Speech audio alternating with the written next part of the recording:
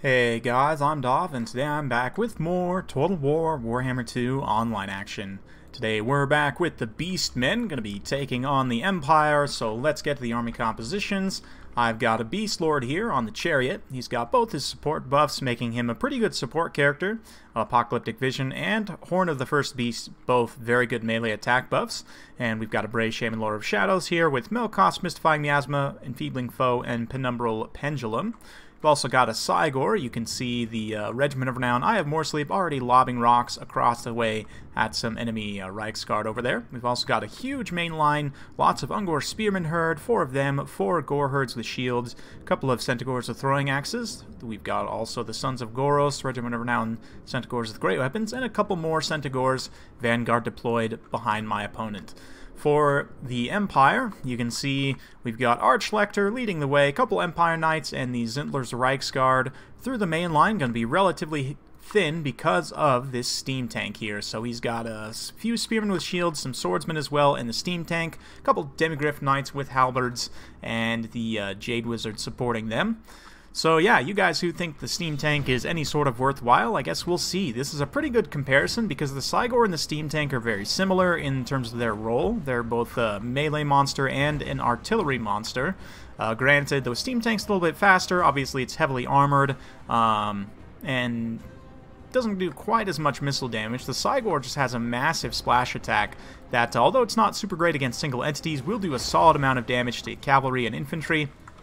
So yeah, it's going to be a good comparison to see how these two forces here, but the main issue my opponent's going to face is that his front line is so thin, and I've got a ton of Beastmen infantry coming in. You can see the steam tank's trying to get shots on the Eye of Morsleep there, but it's just not accurate enough to get solid hits. Meanwhile, the Eye of Morsleep's already got 16 kills, quite a few of those coming against expensive cavalry, so that's pretty decent for me. You can see my opponent has formed up into a little bit of a defensive situation here.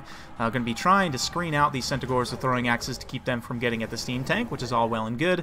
Dispatching some of his Demigryph Knights, that's going to leave a gap here in the center for me to try and exploit here and get on top of this steam tank. The Beast Lord also just kind of chilling here, taking the steam gun to the face. Of course, the Beast Lord himself does AP damage, and he also has a pretty good charge bonus and melee stats, all things considered. So I mean, he will be able to get in there and get a little bit of work done against the steam tank, certainly, with that 400 weapon strength. Yeah, you can see the steam tank already starting to take some damage from the Beast Lord there, so yeah, a bit unfortunate. The Demigryph Knights are going to try and screen out here, but the front line is collapsing pretty hard. You can see the Beastmen coming in. We're going to drop both those buffs here, so you can see these Gore herds with shields up to 83 melee attack. It's going to tear apart these state troops in the center, no problem. Meanwhile, we're doing what we need to with these Centaurs, which is distracting the mobile force of my opponent. We've got the Brave Shaman Lord of Shadows dropping some foul magics here, keeping those Demigryph Knights debuffed. We've also brought in a couple of Centaurs to just quickly alpha strike this Spearman and take him off the field while we move up. You can see my opponent's cavalry, having realized that they were not in the frontline engagement supporting fast enough, which the Empire front line just crumbled in a big hurry. The Cav's going to try and charge downhill and help things out here, but it's too little too late at this point. Most of the Empire infantry is already crumbling. You can see these Spearmen with shields just getting torn apart by Gore herds. The steam tank's trying to get into a position where he's secure, but there's just way too many Beastmen troops on the field here. The swarm is in full effect, and nothing can get free to come protect against this Beast Lord, who again, the steam tank just has such poor stats that the Beast Lord will win this melee engagement one-on-one, which is not the most cinematic of engagements, but still, you can see the Beast Lord coming through. We've also got the Centaurs with throwing axes come to apply that nice armor-piercing missiles. You can see my opponent there drop some Shield of Thorns, I guess to give some extra missile resistance. Not really sure there, but yeah, he did have a Jade Wizard on station, but unfortunately, you can see just the Beastmen swarm just enveloping the Empire forces completely. Nothing's able to get free here. All the cavalry's being bogged down by Spearmen and Gore herds and all this other stuff. So yeah, we got Melkoth going off, Beastmen going for a ride there, but still should be able to finish things off here. You can see the steam tank desperately trying to pull away, taking all the throwing axes, and the Beast Lord still getting some good damage in there as well. Even the Brave Shaman on his chariot has good enough stats with the 76 charge bonus and the 300 weapon strength with good armor piercing. He can even charge through and get on the steam tank. So yeah, at this point, with pretty much all of my opponent's forces offline, only the steam tank and the heroic units really remaining, my opponent is going to admit defeat there. So yeah, quick victory for the Beastmen, and another another showcase of how terrible the steam tank is. I mean, granted, my opponent maybe could have played a little bit better, sure, but at the same time, I mean, it's 2,200 points that didn't pay off at all. I mean, not even close. It paid off less than like the swordsman and spearman, I would say, in terms of the amount of damage that it did. It's just so poor. And even my opponent was doing a relatively good job trying to keep it secure, but the Beastmen are one of those factions that I know somebody had recommended you take the steam tank against the Beastmen, but I would say that that's actually a terrible idea. They have so much armor piercing. The Centaurs, the throwing axes, are a fast armor piercing missile option that can easily outpace the steam tank and just drag it down with the armor piercing missiles. The other issue is that the Beastmen are one of the most effective swarm factions in the game. They're fast, they're very efficient at just getting into your back line, tying down ranged units. In general, ranged units are tough to protect against the Beastmen, which is why I tend to take only skirmish cavalry, things like pistoliers, because of their faster speed. They can get away. The steam tank, unfortunately, is not faster even than like the Beast Lord on the chariot, so you really can't get away from anything on the Beastmen roster. And again, they have so much AP in melee. They have pretty decent mobile AP missile options in the Centaurs with throwing axes, and just in general, they're going to swarm you super hard, and taking the steam tank means you're going to sacrifice something. Like in this particular battle, my opponent brought a pretty sizable cav force, you know, pretty powerful cav force.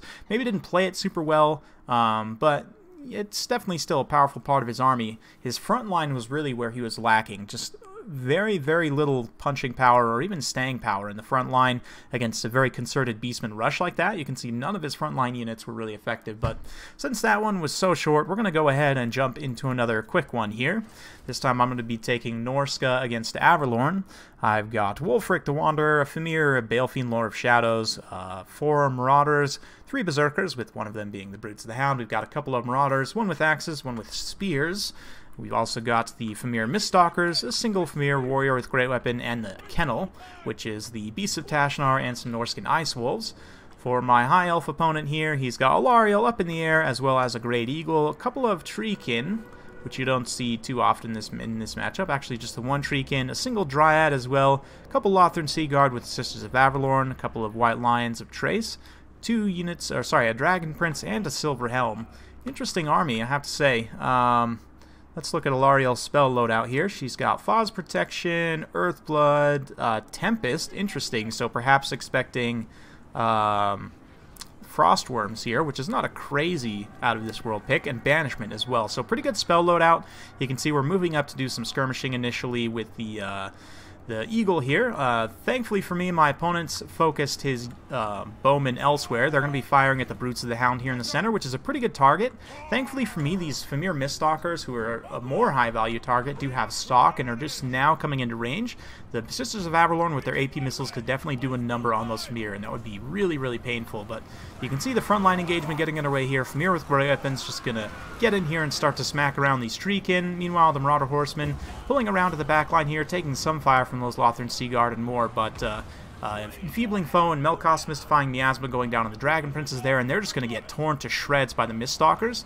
Alariel tries to dive down here, but this is honestly a huge mistake.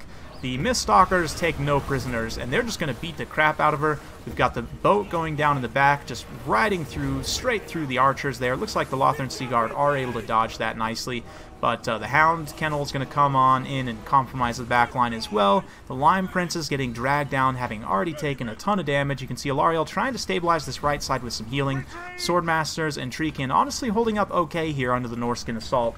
But you can see Wulfric in the back line got his eyes set on Alariel the Radiant, who just had the Hunter of Champions dropped on her. And because she's pinned in on the ground here by the Famir, you can see the thick Famir just completely preventing her from pulling away and getting back up into the air. Yeah, she's going to get taken down here. And Wulfric's going to come in, get a few hits. The Famir will also get a few hits here. And with Alariel being taken out, that's pretty much going to be GG for the High Elves. My opponent is going to admit defeat here a little bit prematurely, I think. He did just get a really nice banishment, but it also did quite a bit of friendly fire as well.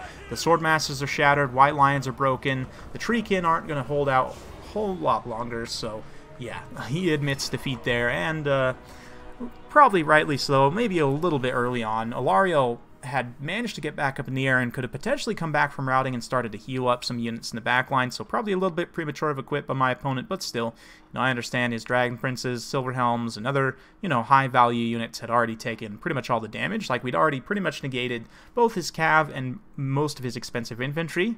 The Sisters of Avalorn were still online, but they were being tied down by the Marauder Horsemen there, so I definitely understand that, but figured I would just tack on this quick last one here. I know some of you guys had said that you're having troubles with elves as Norska, and this is a build that not only against Norska, but in a multitude of other matchups I've used pretty good success, so I definitely recommend you take a look at something like this. Using the core of Wulfric on the horse with the Famir Balefiend Lord of Shadows gives you a lot of versatility and Lord sniping. You get different utility spells like Melkos, Penumbral Pendulum, which I didn't quite catch in this one. I think I got one off. I'm not 100% sure, but yeah, it's a very, very cost-effective spell there, so hope you guys enjoyed watching this quick one. It was a couple of quick replays, but I haven't had a ton of time to play games recently, which is why you've been seeing a few more community casts on the channel recently, but we should be able to get back to regular scheduling next week, so stay tuned for that. Big thanks for sticking with me,